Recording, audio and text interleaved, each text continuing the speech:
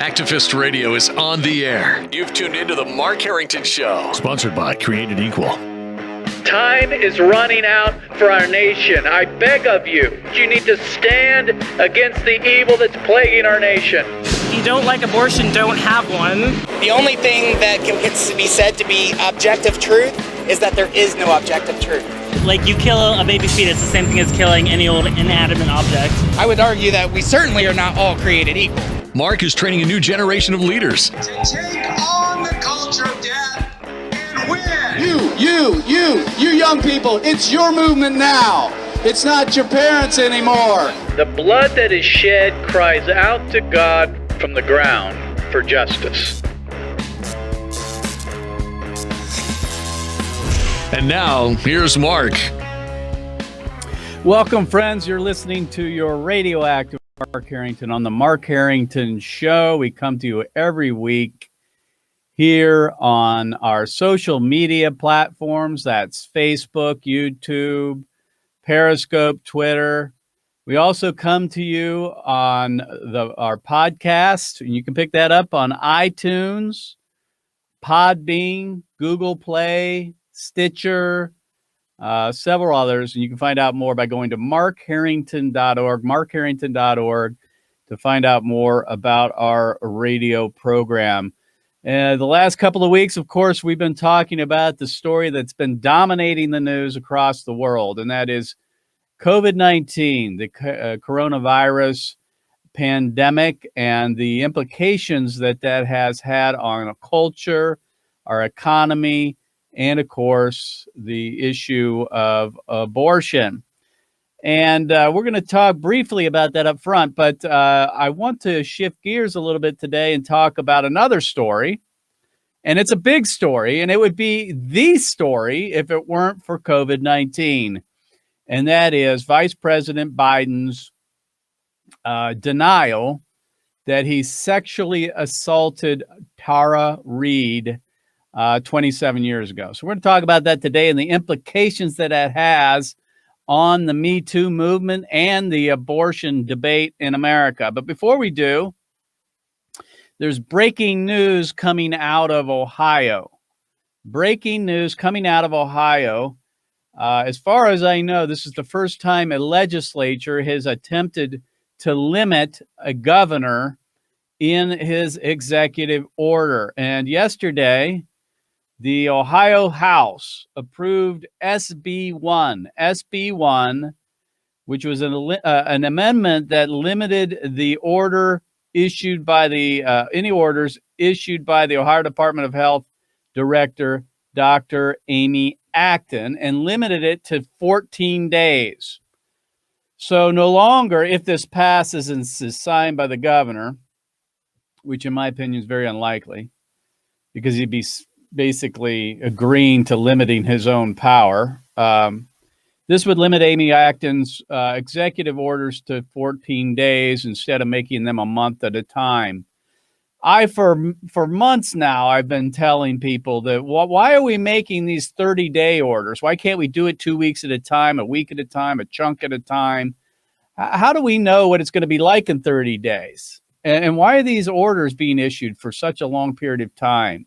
These shutdown orders, these lockdown orders. So the Ohio House has approved this amendment that limits her power and also takes away any of the punitive damages or any of the fines that might be attributed to someone violating the order. And so this is about, folks, it's about time. We've been talking about this for a while. And if you tracked my view on this over time, I was like many Americans, initially very alarmed by the COVID-19 crisis, looking what came out of China, then Italy, then Spain, then seeing what was happening in New York. And I, like many Americans, began to really, I don't know, you could even call it panic a bit, thinking, oh my gosh, we've never seen anything like this. And agreed with the governors in possibly locking down the economies and issuing these stay-at-home orders and so forth. But as time has gone on and we've seen that the curve has been flattened, or it was flat to begin with, that the COVID-19, the pandemic wasn't what we thought it was going to be. Unfortunately, we continue to see these governors overreact, in my view. These stay-at-home orders, these one-size-fits-all orders, centralized, bureaucratic decisions for hundreds of thousands, if not millions of Americans. It just doesn't work. And now we're seeing the implications of those, where people are out of work. We have 25 million, maybe 30 million Americans out of work. They're unemployed. Small businesses are getting crushed. They're going bankrupt. And, several weeks ago, I talked to my good friend Scott Klusendorf about the implications on life, human life, if we continue to have these lockdowns. And so I've been saying all along that it's about time that the legislatures get involved, because they're the closest to the people. And when the people rise up, as they are across America, saying we need to open up these economies, it's important that the legislatures begin to speak up and rein in these rogue governors. Now, just to be clear, I've been supportive of Mike DeWine. Mike DeWine is a pro-life governor. He signed the heartbeat bill. And for the most part, Mike DeWine's been a good governor, but I think he's been wrong on these lockdown orders. And, as we're beginning to see that these may have not brought about the kind of results that we want to see. And I'm also against unelected bureaucrats, or in this case, a technocrat like Amy Acton, being in charge of an entire state. 11.5 million Ohioans are basically getting their marching orders when it comes to COVID-19 from one person. And Amy Acton's not a friend of Christians. She's not a friend of the pro-life movement. She's a pro-abortion activist. She has supported Planned Parenthood. She's raised money for Planned Parenthood, and she raised money for Barack Obama. So, she's not a friend of life. She's not a friend of the gospel. And, listen, I've been willing to be patient. I think most Americans are. But when it comes down to one person or the governor making all these decisions, it's time for the legislature to jump in. And that's what happened in Ohio. Now, that's the good news. The bad news is it might be too little too late. This is late in the game. We're now, 7 weeks into the lockdown here in Ohio. It started on March 23rd. It's May 5th today. We are now 7 weeks into this thing.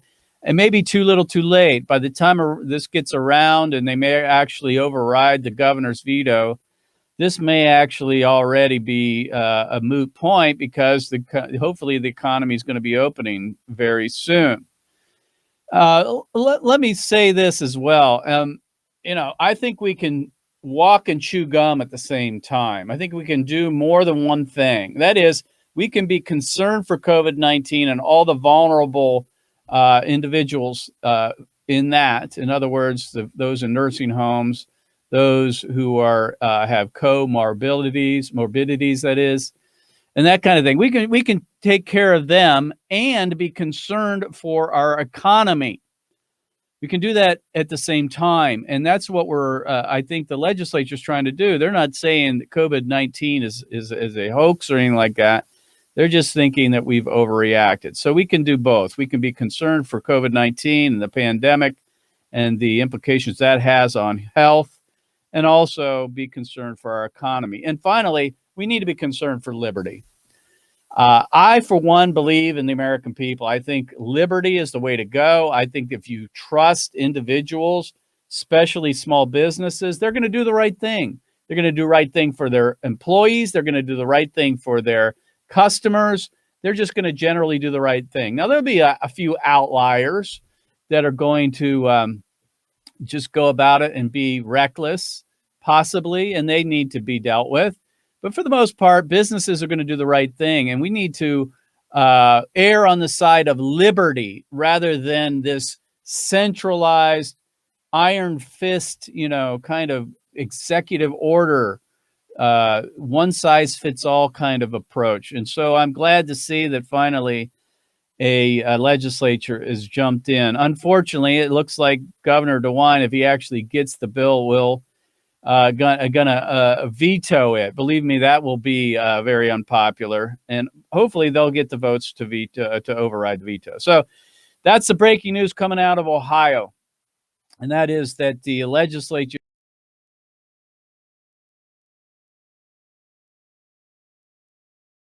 punitive fines that might be attributed to the enforcement of those orders.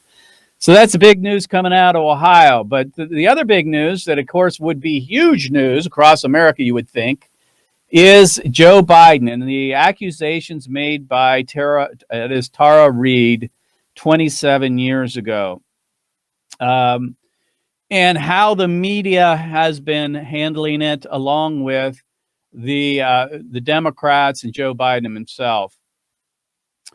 What we're finding here, if you've been following this, is that according to Tara Reade, she has accused Joe Biden of kissing her, touching her, and then I'm not going to say the rest because this is a family program, but he did all these things without her consent when she worked for him in the Senate as a staffer in 1993. And the Biden campaign has denied the allegations several times. And Biden last week on Friday issued a statement. He came on the Morning Joe show on MSNBC and attempted to address these issues.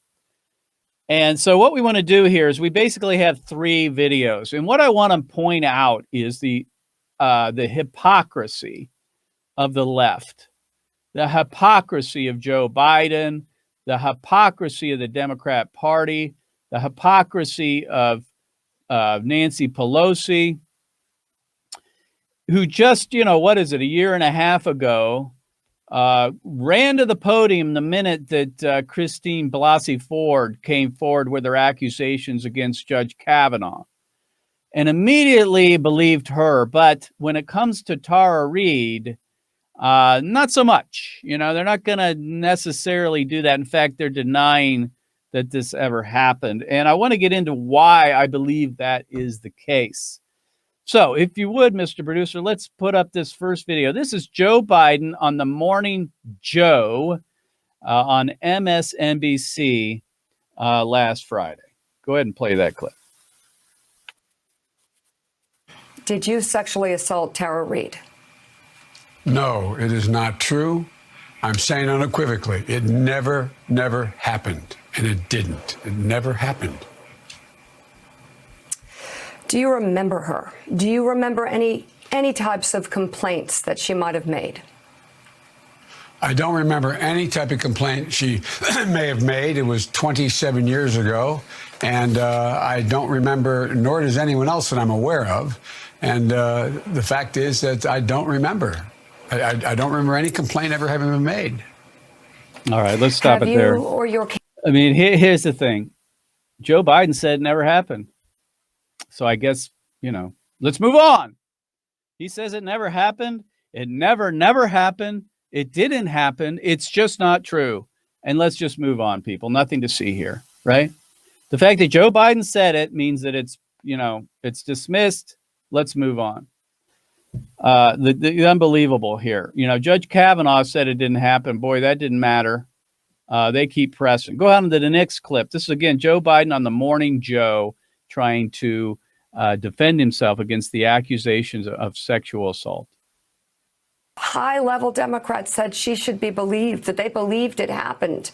You said if someone like Dr. Ford were to come out, the essence of what she is saying has to be believed, has to be real.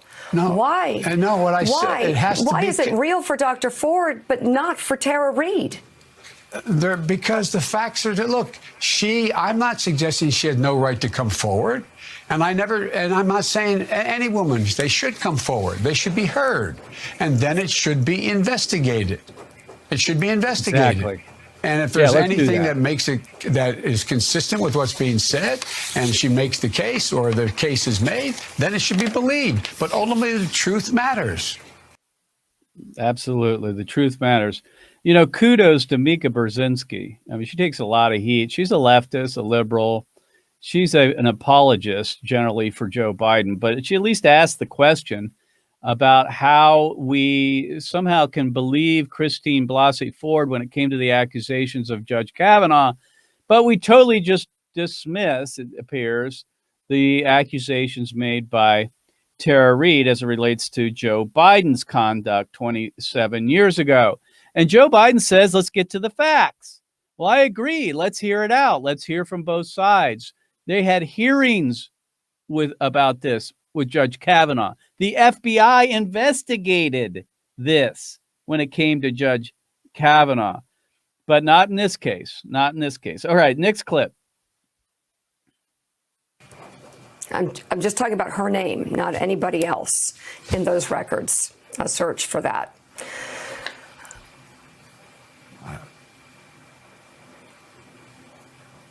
Nothing classified with the president or anybody else. I'm just asking, why not do a search for Tara Reade's name in the University of Delaware records?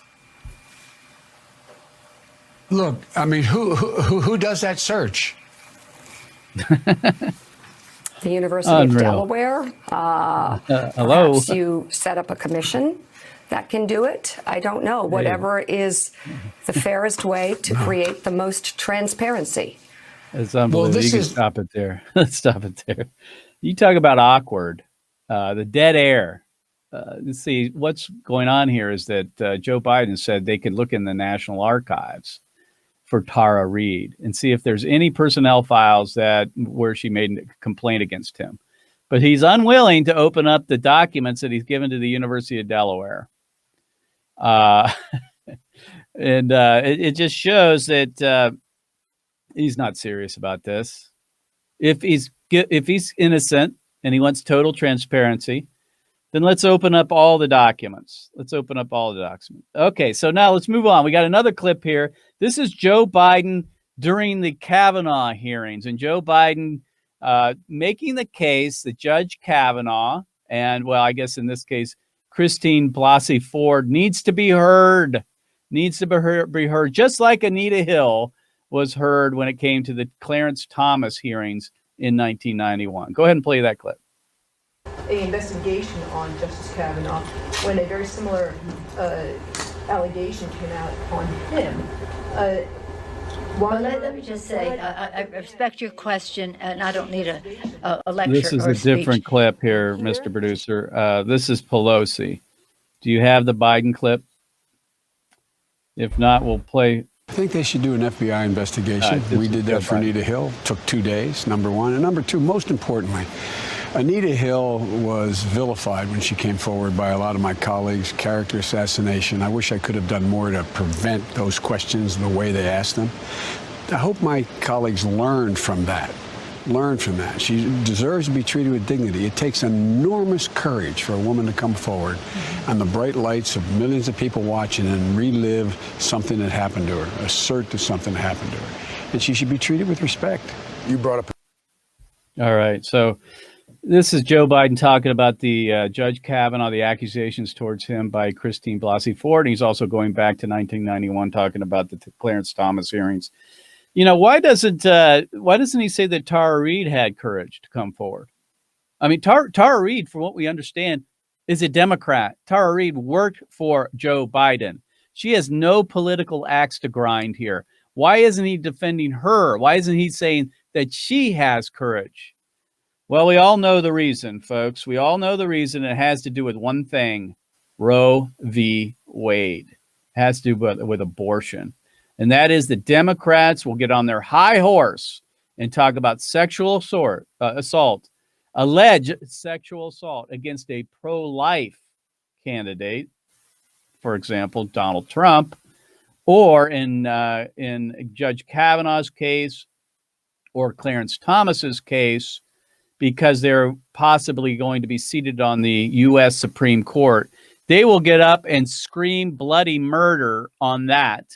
But they are silent when it comes to a Democrat or a liberal or pro-abort candidate running for office. They are totally silent. Why? Because it's all about Roe v. Wade. It's about keeping Roe v. Wade in place. It's all about abortion. And that's what's going on here. And that's why the Me Too movement is dead. Roe versus Wade killed it. Abortion killed it. Killed the Me Too movement. It's over. People understand now the hypocrisy, and they think this is all a joke. They don't care about women really in the truth. So that's what we need to learn from this. It's not just hypocrisy. The reason for the hypocrisy is because they want to defend abortion. If you don't believe me, let's listen to this is Nancy Pelosi. If you want to hear some more hypocrisy, let's go ahead and play this clip. Now, this juxtaposes her comments when it comes to Judge Kavanaugh with the comments about Tara Reade. Go ahead and play the clip. An investigation on Justice Kavanaugh when a very similar allegation came out on him. Well, let me just say, I respect your question, and I don't need a lecture. Don't need a or lecture. Speech. We're Yeah. here to show our respect Elitist. for all women who have a case, have it respected, for due process, to investigate, to find the truth, not fear it. Here's the thing. I have complete respect for the whole Me Too movement. I have 4 daughters and 1 son. No, you and don't. There's a lot of excitement around Not the really. idea that women will be heard and be listened to. But these, what's Only happening some here women. has lifetime impacts. The crimes themselves, the allegations that have been made are This is about Kavanaugh. Offenses that have a lifetime impact. There is also due process. And Not the for Tara Reade. fact that Joe Biden is Joe Biden. Allegation Joe Biden's made Joe against Biden. a person. An allegation, as I said before, that has lifetime impact on a person to be violated in that way. Yes, like Tara Reade, By I a guess, person right? who wants a lifetime appointment to the Supreme Oh, Court. there we go. Abortion, folks. There's been Abortion. statements from his campaign, or not his campaign, but his former employees who ran his offices and the rest, that there was never any record of Oh, this. so we just listen to Instead the of men asking now. questions, Got it. Republican leadership fears the truth. There was never any record, and that nobody How ever do we came know that if forward we or haven't nobody- investigated Really? it, Nancy? They're so afraid of the truth, and they're so afraid. Really? The woman, Dr. Christine. Can anyone Blasey take her Ford, seriously? You can the end truth it that there, she wants to tell. Mr. Producer. No one can take Nancy Pelosi seriously. Come on, please. Folks, if you're a Democrat, how can you vote for these people? They'll go to the mat to defend child killing to the point that they will ignore the claims of someone who was sexually assaulted. Mr. Producer, put up the quote from NARAL. If you don't believe me that this is about abortion and this is about Roe versus Wade, let me read to you. This is a tweet from the National Abortion Rights Action League in response to Joe Biden coming out last week and trying to defend himself against the accusations from Tara Reade. And they said this: this debate, the debate over Tara Reade, is about the next election. Now, at least they're honest. It's about the next election, the most critical in our lifetime. Because why? Abortion. Voters have a choice between Joe Biden and Donald Trump, whose actions have cost lives through this pandemic. Well, they throw that in there. Who wants to end Roe v. Wade? There we go. It's all about that. Who is constantly undermining our democracy and who has tried to rip away health care from millions and who has put children in cages and torn families apart. No, you know what? Joe Biden has torn babies apart by his support over how many decades that he's been in the Senate and now running for vice president.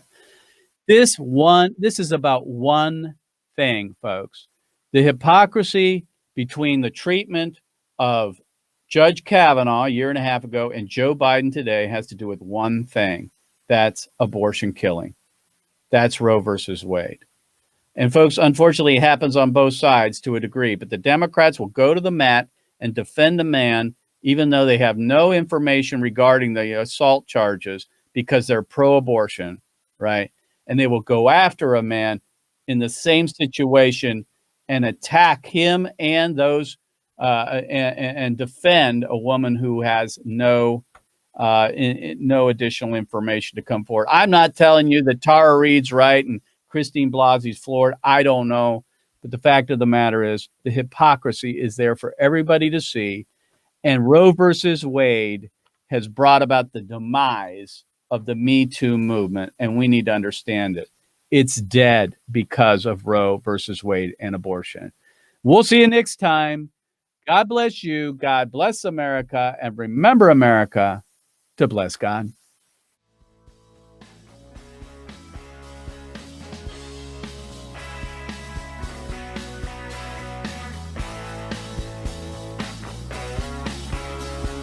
You've been listening to Mark Harrington, your radio activist.